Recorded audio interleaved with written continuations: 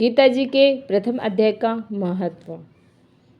एक समय पार्वती जी ने पूछा, हे महादेव जी, किस ज्ञान के बल से आपको संसार के सब लोग शिव कहकर पूछते हैं? वृक्षाला ओढ़े, सब अंगों में शमशान की विभूति लगाए, गले में सर्प और नरमुंडक की माला पहने हुए हैं, इनमें तो कोई भी पवित्र नहीं, फिर आप किस ज्ञान से पवित्र माने जाते हो?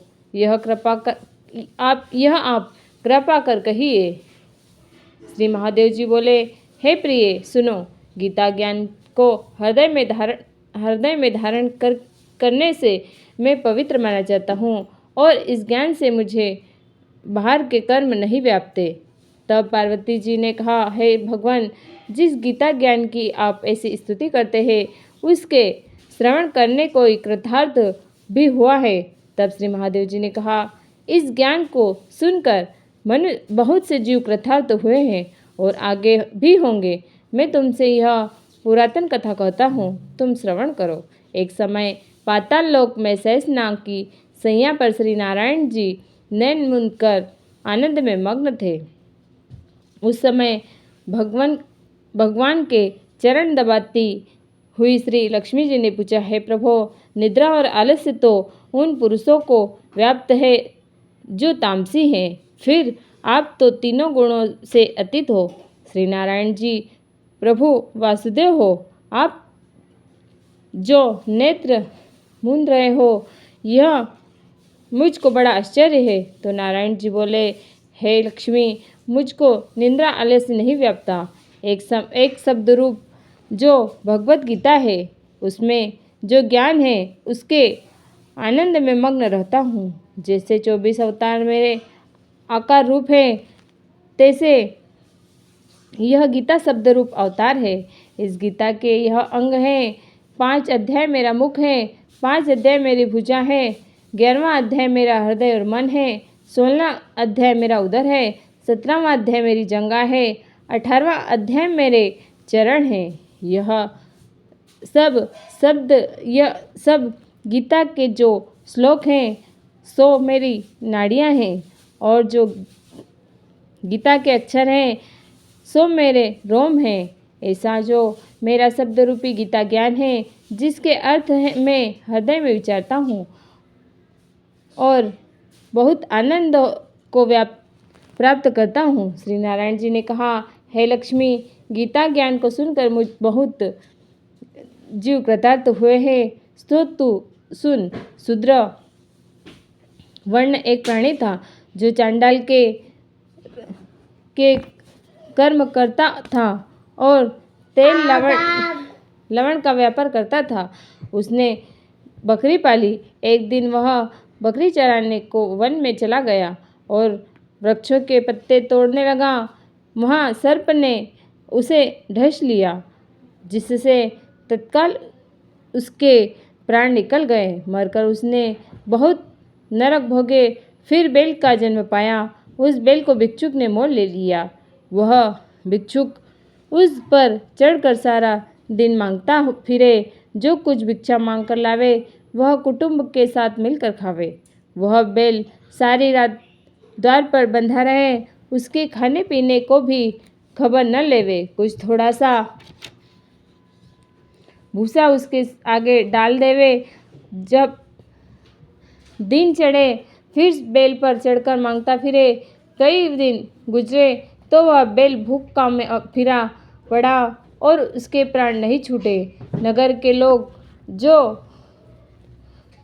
लोग जो देखा करे, कोई तीर्थ का फल दे, कोई व्रत का फल दे, और उस बैल के प्राण छूटे नहीं। एक दिन गणिका आई। उसने मनुष्य से कहा, यह भीड़ कैसी?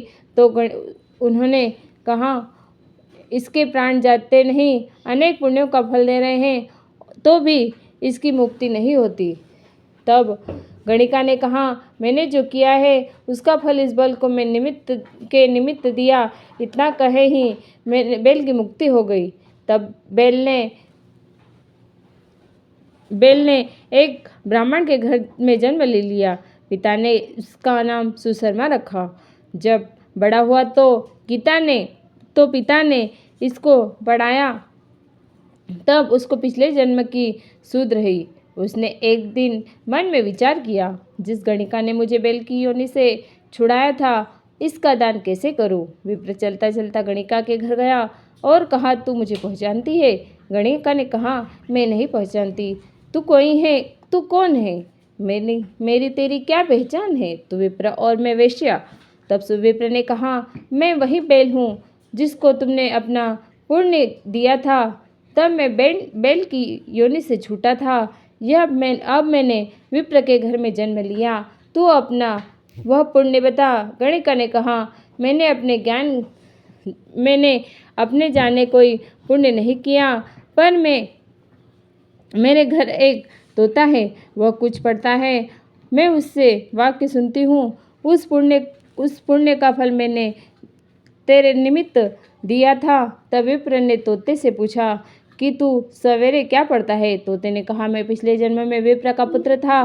पिता ने कहा, मुझे गीता के पहले अध्याय का पाठ सिखाया था। एक दिन मैंने गुरुजी से कहा, तुमने क्या पढ़ाया है? तब गुरुजी ने श्राप दिया था कि तू सुआ हो जा। तब मैं सुआ हुआ। एक दिन फंदक मुझे पकड़ कर ले गया। एक विप्र ने मुझे मोल लिया। वह विप्र भी अपने पुत्र को गीता का पाठ सिखाया था। तब मैंने भी यह पाठ सीख लिया। एक दिन विप्र के घर में चोर घुस पड़े। उसको धन प्राप्त न हुआ तो पिंजड़ा उठा ले गए। उस दिन उन चोरों की यह गणिका मित्र थी। मुझे उसने पास ले गया, सो मैं नित्य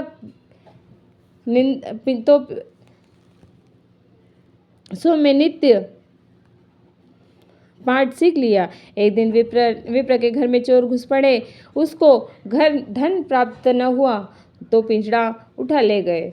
उस चोरों की यह गणिका मित्र थी। मुझे इसके पास ले गया, सो मैं नित्य गीता जी के पहले अध्याय का पाठ करता हूँ। वही यह गणिका सुनती है, पर इस गणिका की समझ में नहीं आती। जो मैं पढ़ता हूँ वही पुण्य तेरे निमित्त दिया, सो है लक्ष्मी। गणिका ने भी भले काम ग्रहण किए। नित्य प्रति स्नान करे तो गीता के पहले अध्याय का पाठ करे, इससे इसकी मुक्ति हुई। श्री नारायण जी ने कहा, जो कोई अनजान कर गीता का पाठ करे या श्रवण करे उसकी भी मुक्ति मिलेगी।